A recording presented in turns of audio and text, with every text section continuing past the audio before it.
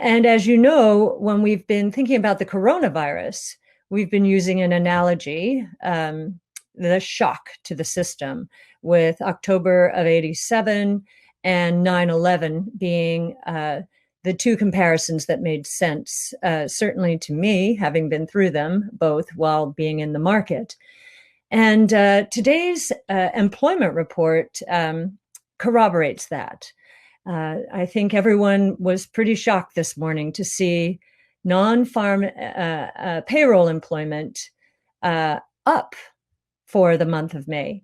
Now, just to give you a sense of the drama, last month, so April, employment dropped 20.7 million, by 20.7 million people. And then the expectation was May would be another serious decline, perhaps not as serious. So the consensus expectation was 7.5 million jobs lost in the month of May. Instead, what happened is the economy created 2.5 million jobs. So the consensus estimate was off by roughly 10 million jobs. That's how quickly this economy is turning around, and it makes sense. We know that the coasts were harder hit, and we know that other states were basically saying, come here, we're open to do business, certainly in the month of May. And some of that may have happened.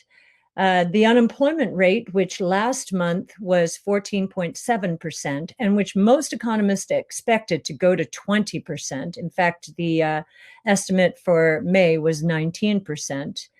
Instead of going up, it dropped from 14.7% to 13.3%.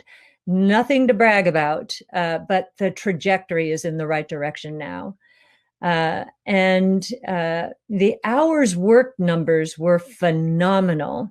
The average weekly hours worked increased in just 1 month by, it was, well, in the manufacturing sector, 2.1%. That's the manufacturing hours worked. And the average weekly hours worked for the entire economy went up 1%. Many people don't know this, but that number actually moves the needle more often than the employment numbers themselves. That work week is a very powerful number.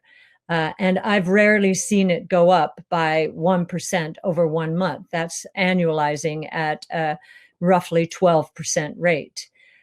So this was a pretty surprising report. The average hourly earnings, I know, were up. Actually, they declined, and it's a mix shift. So this is the opposite of what happened during the crisis. So those jobs lost tended to be the lower wage jobs. So last month, the average hourly earnings, month to month again, were up 4.7%. A clue that that a lot of us were working from our homes. This month, for the month of May, the average hourly earnings dropped 1%. Year over year, they're up 6.7% still, which is roughly double where we were before the coronavirus. And the average weekly earnings were up on a year over year basis, 7.7%. So last week we talked about the saving rate up at 33% for April. That was pretty shocking. I still think it could go up again slightly for the month of May. But if it doesn't, it's because the economy really is kicking in a big way, and we're on our way.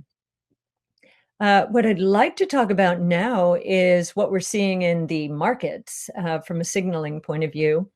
And this is partly because fiscal and monetary policy are highly stimulative. And today we just saw that President Trump reiterated his desire to cut payroll taxes. My guess is that is for this year to get people back to work much faster.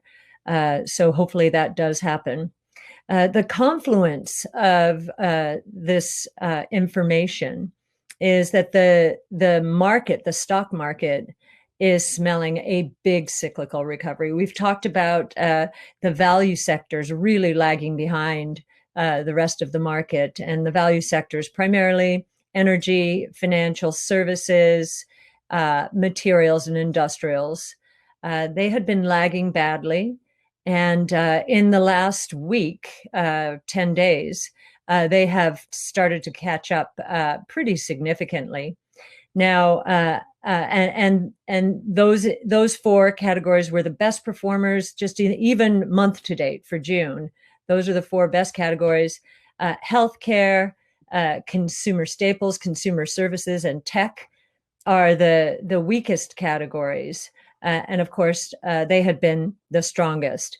Now, how do we feel about this? We are very much more focused on growth than anything else, future growth, and in fact, exponential growth. But we feel it's very important for cyclical sectors to start participating in the bull market, if for no other reason than cyclical reasons.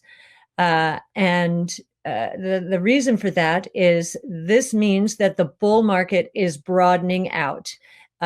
It's becoming stronger. We had a similar experience in the fourth quarter of 2016. In the fourth quarter, right after the election, with the promises of tax cuts and so forth, the stock market took off against expectations. And the value space was the strongest part of the market for that quarter. The market was up, value was the strongest, was even stronger. And actually most of the growth sectors had a negative quarter. And I remember saying, when we had to explain ourselves back then, that we actually thought this was a good thing from a bull market perspective.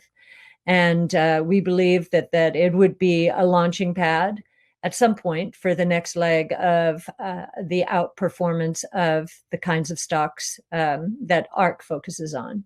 So today is an exciting day because the bull market has broadened out. I do think one reason is options expiration. So I think that turbocharged things a bit. So with the good economic news and a broadening bull market, I'm in a good mood, and certainly a much better mood than about a week ago in general. And I'm looking forward to the rebuilding of our economy and relationships and